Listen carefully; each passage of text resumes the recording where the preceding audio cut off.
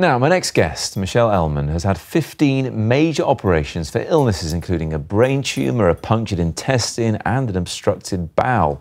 It left her with a body she was ashamed to show in public for many years, but to help her come to terms with her looks, she started a campaign, Scarred Not Scared, taking pictures of herself in a bikini and sharing them with the world on social media. She now works as a body confidence coach and has an Instagram following that you'd be envious of. Good to see you, Michelle. But it wasn't that straightforward, was it? It was hard to come to terms with. No, it took many years to come to terms with my scars, and I think it's because for a really long time I didn't think it was okay to complain about my scars, because you go through all those surgeries and everyone tells you you should be so grateful to be alive and that's what you should focus on. But that's not where my focus was. And it's a different experience to what you had before. Yes, you're alive and you're grateful for it, but your body has had to change as a result. So how did you sort of take that first step to saying, I've got these scars and I'm not afraid of them? At first, I literally just accepted that I couldn't change them unless I wanted to get plastic surgery, which seemed quite ironic considering how many surgeries I'd been through. I was never going to change them, so I was going to just have to start embracing them and living with them.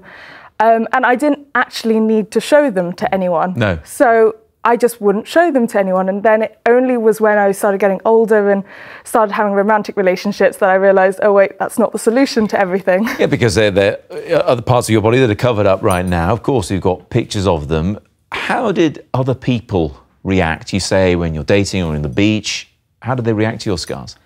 I think it's that thing where you don't realise the person you're staring at is actually a person. So you kind of react to the scars with shock.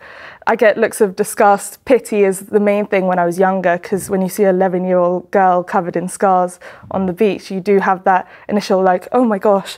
But then you don't realise that the person who you're staring at actually has feelings and sees that as well. Do you mind people being fascinated with them now?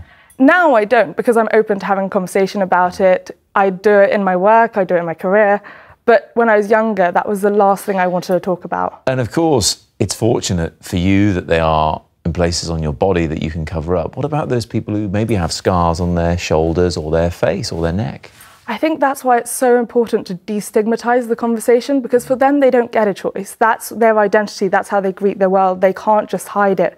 And that leads to people isolating themselves and not wanting to even leave the house. And that's why I think we need to talk about it more. And it's why Scarred Not Scared was never just about me. It was about opening up the conversation for everyone else. And you've done that, as I say, with social media. You've got tens of thousands of followers on Instagram sharing pictures. You must have lots of people who've been in similar situations following you. What do they say? The stories that I get are just overwhelming, emotional things they've never spoken to about anyone, like they've never spoken to anyone else about what they've been through, because, like I said, they feel bad complaining about scars when they should be focusing on the fact that they survived. It's great that you're talking about it and sharing it now, Michelle. Thank you so much for coming in and sharing it today. Thanks.